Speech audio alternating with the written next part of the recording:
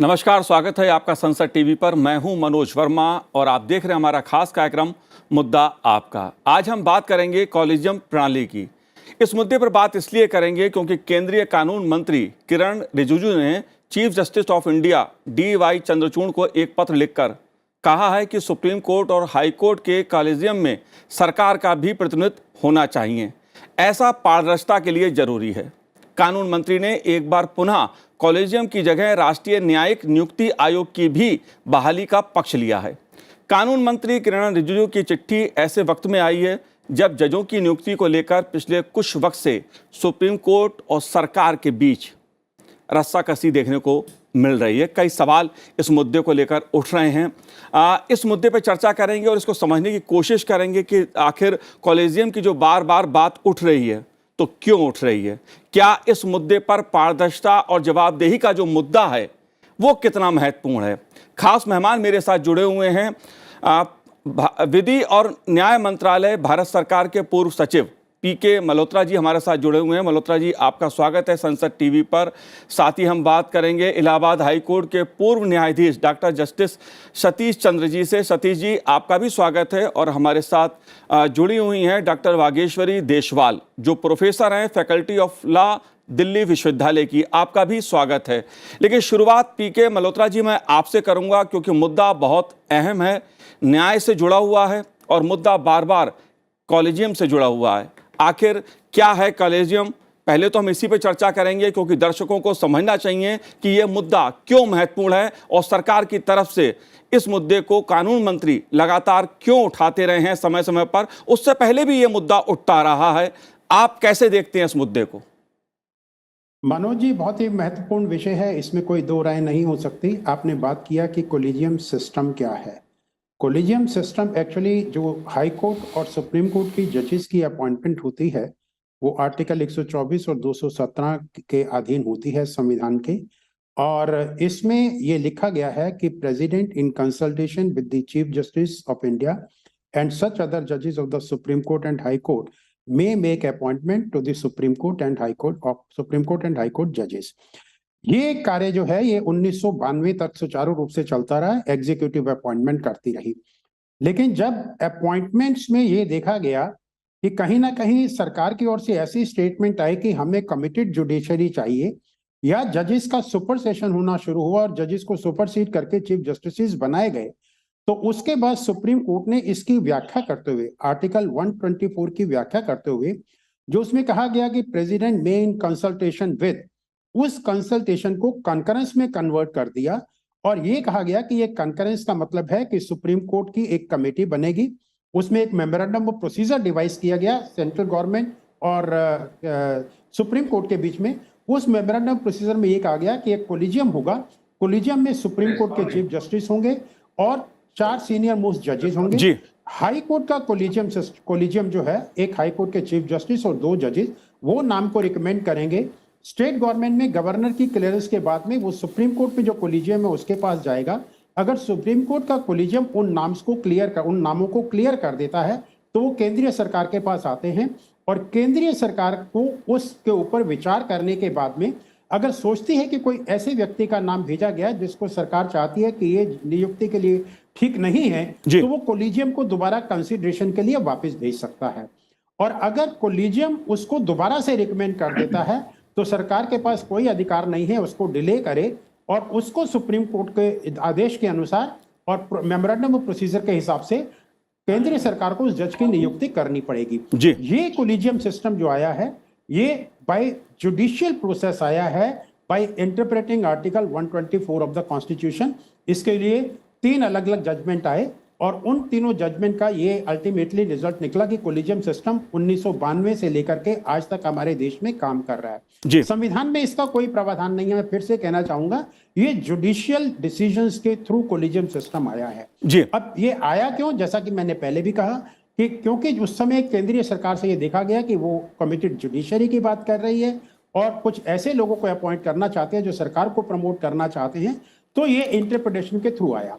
अब जब collegium system में भी ये देखा गया कि जब 1992 से लेकर आज तक ये सिस्टम काम कर रहा है, इसमें भी कुछ खामियां नजर आई और ये देखा गया कि कुछ इस तरह की नियुक्तियां की जा रही हैं, जजेस अपॉइंट जजेस, जब इस तरह के एलिगेशन लगने लगे और कुछ ऐसे व्यक्तियों की नियुक्ति की गई जिसको केंद्रीय सरकार ये समझती थी कि वो नियुक्ति के लायक नहीं है, तो नेशनल जुडिशियल अपॉइंटमेंट कमीशन का एक बिल 2014 में संसद में पारित किया गया। जी। उसके साथ संविधान में भी अमेंडमेंट किया गया, लेकिन इसको 2015 में सुप्रीम कोर्ट ने यह कहकर निरस्त कर दिया, अनकॉन्स्टिट्यूशनल डिक्लेयर कर दिया कि ये इंडिपेंडेंस ऑफ जुडिशरी से डील करता है। बिल्कुल, मैं अब इस मुद्दे को आगे बढ़ाता हूं। कॉलेजियम और पूरे सिस्टम को इसलिए मैंने आपसे समझने की मल्होत्रा साहब कोशिश की, दर्शकों को बताने की कोशिश की कि आखिर इस मुद्दे को लेकर का सवाल उठते हैं तो क्यों उठ रहे हैं और ये सिस्टम क्या है, जजों की नियुक्ति कैसे होती है।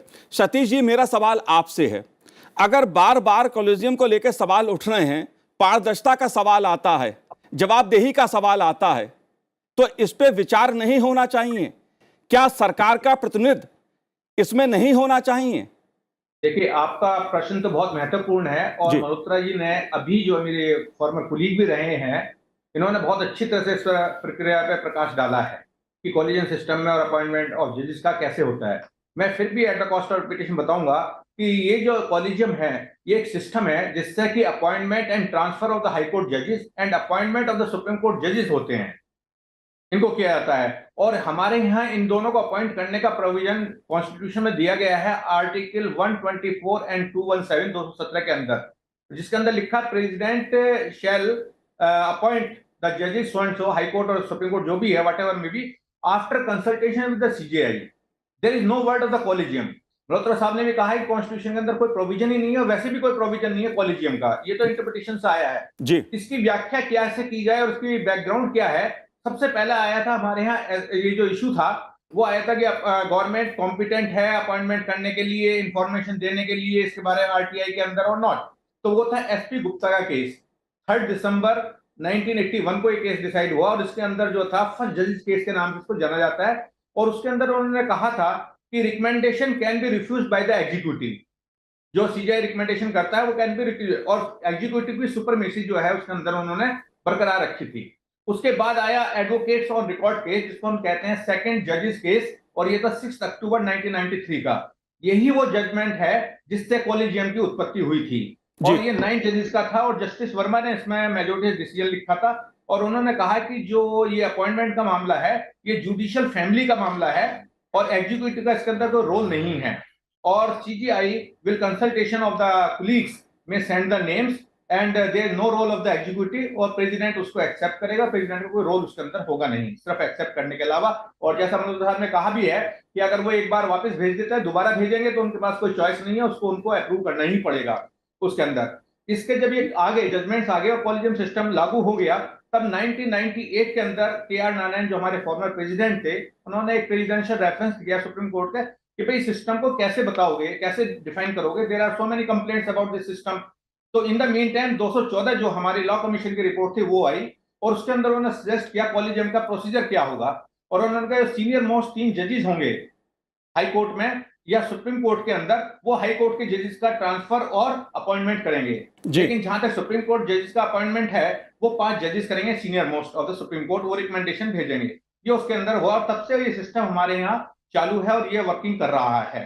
अब इसके बाद इतने सालों के बाद जब ये वर्किंग कर रहा है तो इसमें एग्जीक्यूटिव का तो कोई रोल नहीं है। गवर्नमेंट चाहती है कि उनको पास में पावर आए अपॉइंटमेंट करने की, जुडिशरी इसको छोड़ना नहीं चाहती।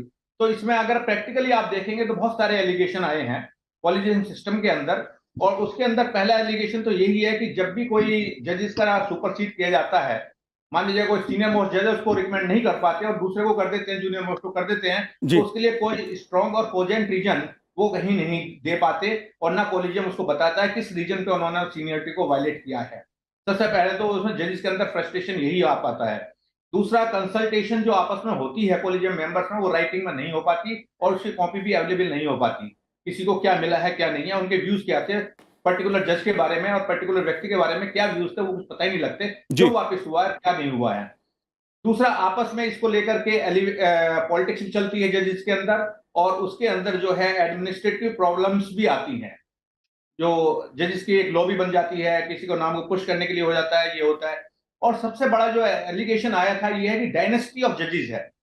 एक एक फैमिली के 3-3 जनरेशन के 7-7 लोग एक एक फैमिली के जजेस बने हुए हैं, एक जी। फैमिली के 7 जजेस बने हुए हैं। आम आदमी तो सोच भी नहीं सकता क्या होगा क्या नहीं। अगर आप सर्वे कराएंगे तो ये पाएंगे कि 92% जजेस जो है वो डायनेस्टी से, उनके चैम्बर से आते हैं।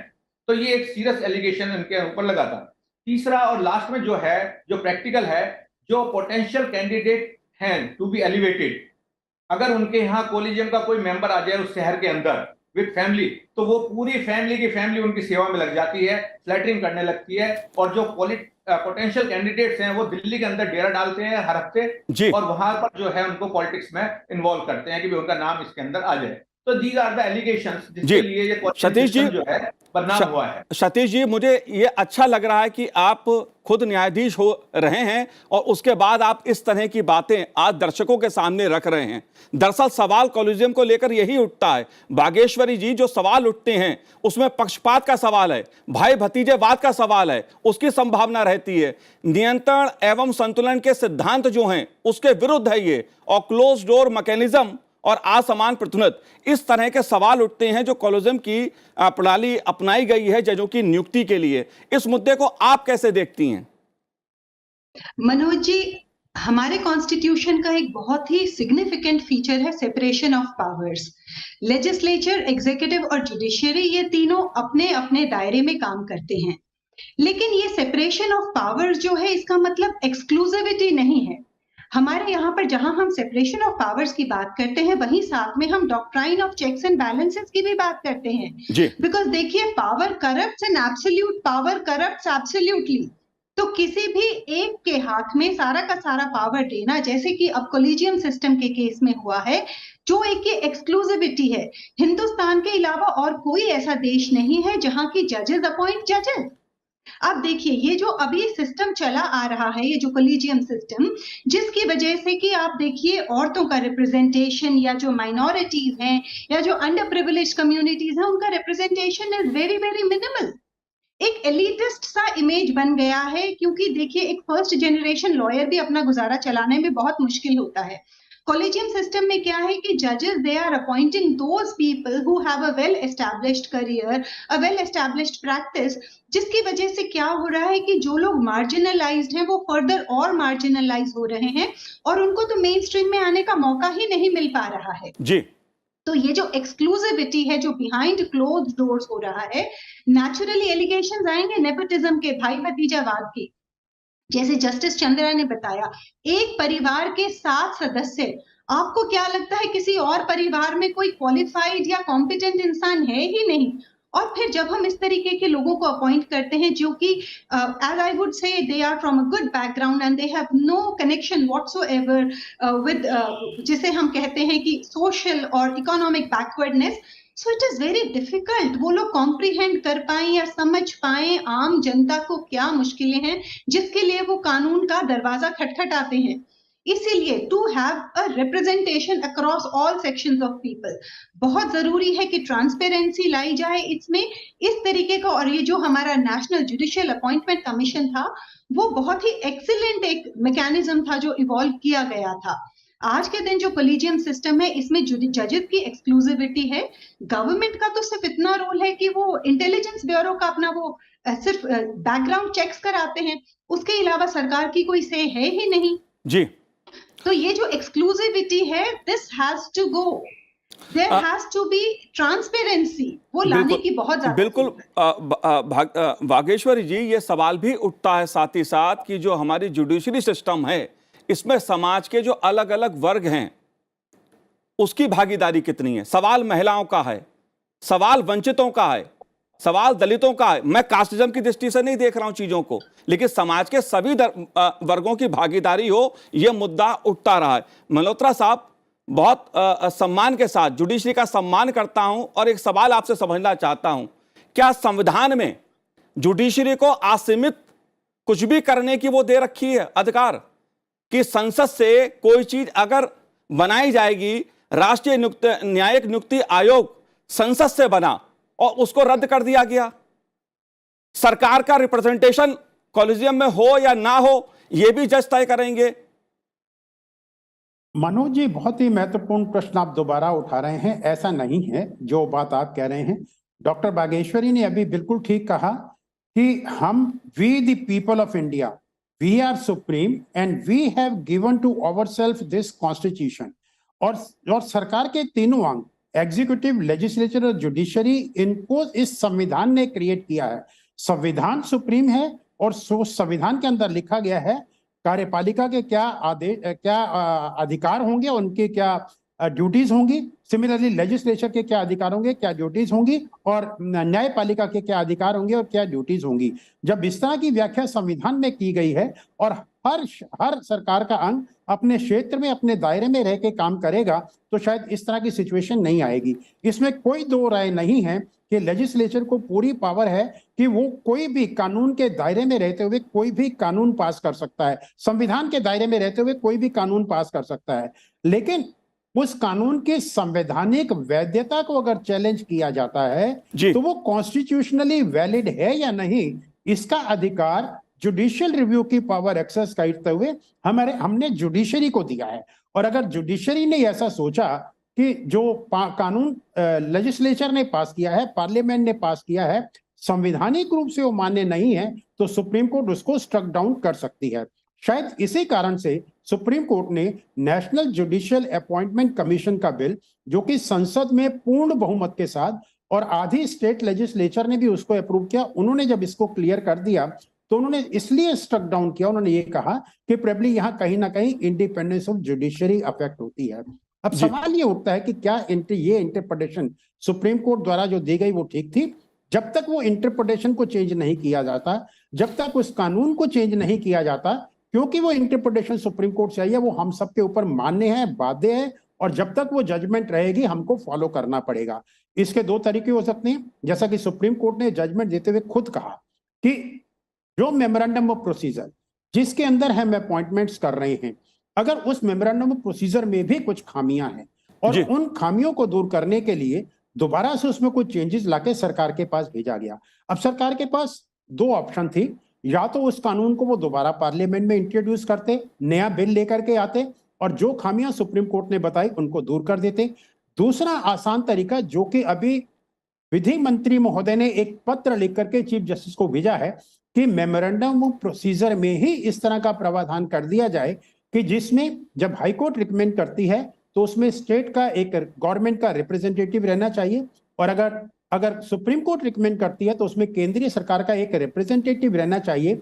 मैं समझता हूं ये जो national judicial appointment commission recommend किया गया था, उसी का एक छोटा वर्जन है। कंप्लीट वर्जन इसलिए नहीं है क्योंकि नेशनल जुडिशियल अपॉइंटमेंट कमीशन में 2 एमिनेंट पर्संस की अपॉइंटमेंट का भी प्रावधान था, जो इस सजेशन में नहीं भेजा गया है। तो मैं समझता हूं अगर मेमोरेंडम ऑफ प्रोसीजर को मॉडिफाई कर दिया जाए और उसको स्ट्रेंथन कर दिया जाए, जिसमें अपॉइंटमेंट का ट्रांसपेरेंसी प्रोसेस जो है वो सामने आ जाए, तो उसमें कोई बुराई नहीं होगी। हमें इस बात का भी संज्ञान लेना चाहिए कि जब सुप्रीम कोर्ट के पास कोई मामला जाता है, चाहे वो चीफ इलेक्शन कमिश्नर की अपॉइंटमेंट का हो, कंट्रोलर एंड ऑडिटर जनरल की अपॉइंटमेंट का हो, दूसरे संवैधानिक पदों पर अपॉइंटमेंट का हो, तो सुप्रीम कोर्ट खुद कहती है कि इनकी अपॉइंटमेंट में ट्रांसपेरेंसी होनी चाहिए, आपने क्या प्रोसीजर फॉलो किया, जुडिशरी उसका जानना चाहेगी। अगर ये जानना चाहती है जुडिशरी, तो मैं समझता हूं अगर सरकार ये चाहती है कि जजेस की अपॉइंटमेंट में भी ट्रांसपेरेंसी होनी चाहिए, तो उसमें कोई बुराई नहीं है। एक प्रोसीजर का हमें मालूम होना चाहिए, किसको अपॉइंट किया, किसको नहीं किया, वो सिलेक्शन कमेटी का, कोलिजियम का मामला है, लेकिन उसका एक प्रोसीजर बहुत जो है वो क्लियर होना चाहिए, वो लोगों को पता होना चाहिए। और जैसा कि बागेश्वरी जी ने भी कहा, जजेस अपॉइंट जजेस, it happens only in India. I think this practice has to change because it has not stood the test of time in the later days, while in earlier days it had stood the test of time।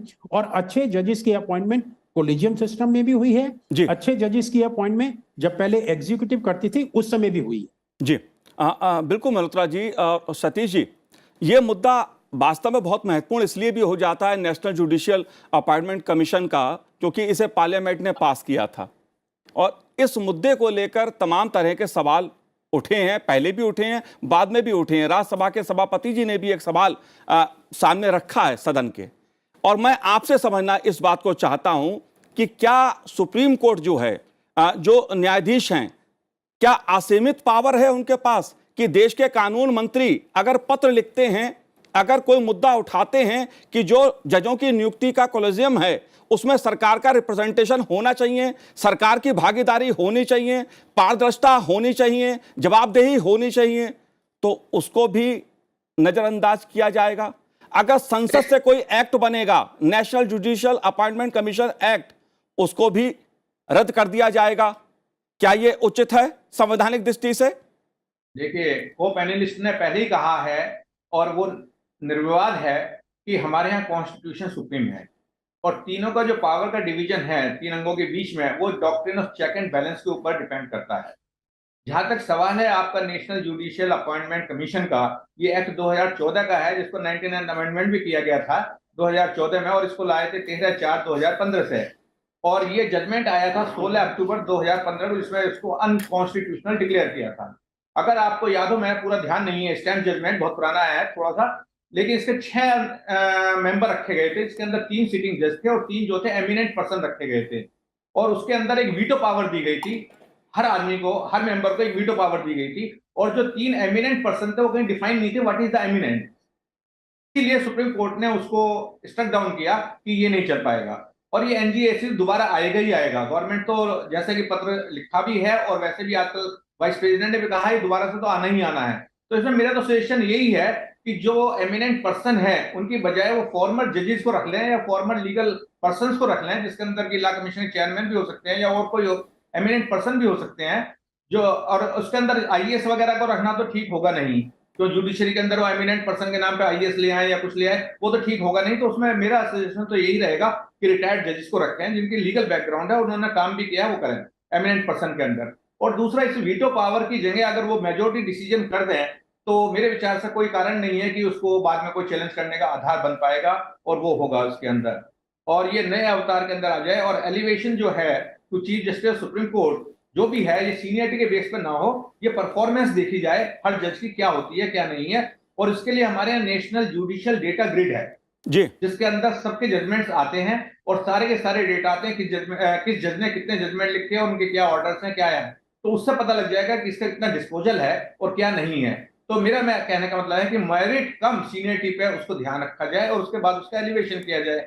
और जो complaints आती हैं या जो qualified होता है, मतलब quality of person है या उसके जजमेंट है, तो मेरा सजेशन इसके अंदर एक छोटा सा ये है कि इसको एक रिटायर्ड जजेस की कमेटी बना दी जाए, हाई कोर्ट जजेस की, अदर देन हाई कोर्ट। मान लीजिए इलाहाबाद हाई कोर्ट की जज की कंप्लेंट आ रही है या वहां के कैंडिडेट की कंप्लेंट आ रही है, तो आंध्र प्रदेश वाला देख ले उस कंप्लेंट को, तो वो 2 जजेस वहां के देख लेंगे, उसके बाद वो डिसाइड हो जाएगा।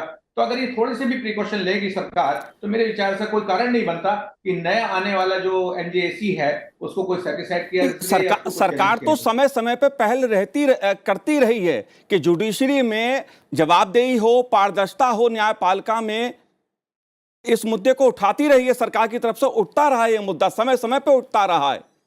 लेकिन सवाल, मैं कोई न्यायपालिका के अधिकार पे सवाल नहीं उठा रहा हूं, मैं न्यायपालिका में जो लोग हैं उनकी बौद्धिकता पे सवाल नहीं उठा रहा हूं।